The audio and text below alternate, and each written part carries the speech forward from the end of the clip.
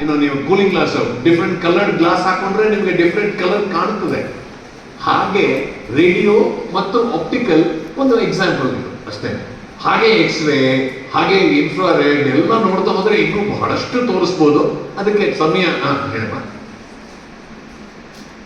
ಕುತ್ಕೊಂಡ ಹೇಳು ಪರವಾಗಿಲ್ಲ.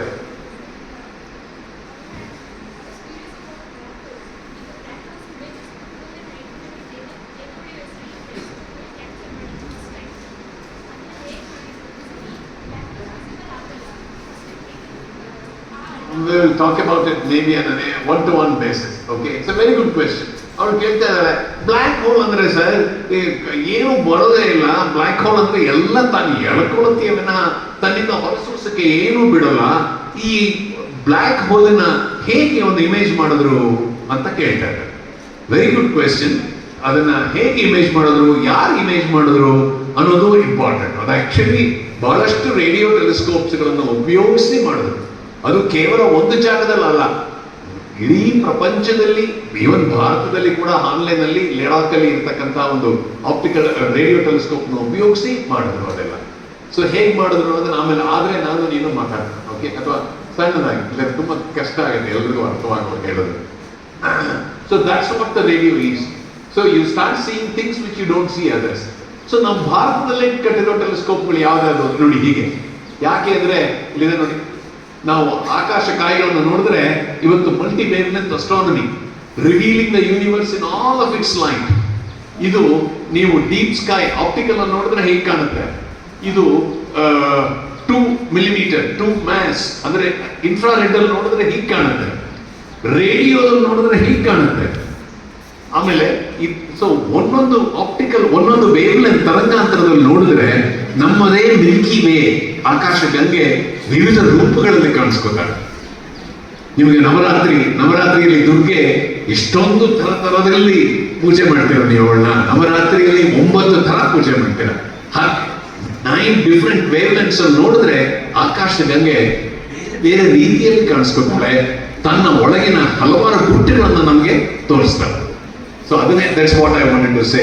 ಸೊ ಇದೆಲ್ಲ ನೋಡ್ತಾ ಕೂತ್ರೆ ಆಗಲ್ಲ, ಟೈಮ್ ಆಗಲ್ಲ. So this is you see another telescope. This is actually a telescope in Park. This is 64-meter telescope in Australia. See, this is a very large array. ಇದು ಯಾರು contact cinema ನೋಡಿದೀರಾ?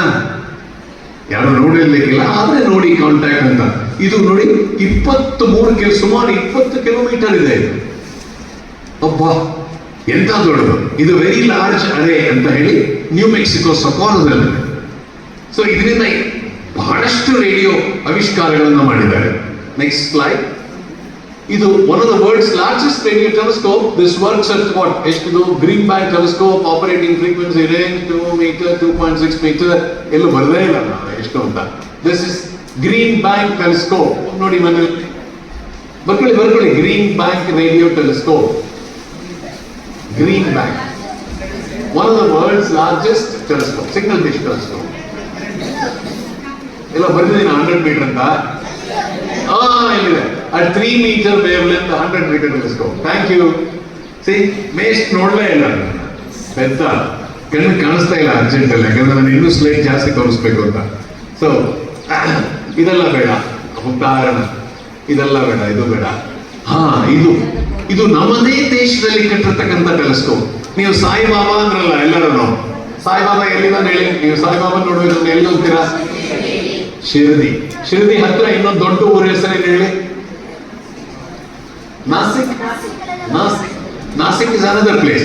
ಅದ್ರ ಹತ್ರ Tata Institute of Fundamental Research ಅವರು 45 metre dishes ಉಪಯೋಗಿಸಿ 20 kilometre approximately 20 kilometre ದೊಡ್ಡ telescope ನ ಕಟ್ಟಿದ್ದಾರೆ. ಅದಕ್ಕೆ joint metre wave radio telescope ಅಂತ ಕರೀತೀವಿ. ಅದನ್ನ ನೋಡಿ, this is about scale is this itself is 5 kilometers. This is 20 kilometers approximately in diameter. So one of the world's largest telescope is built in Pune. It's very close to Pune.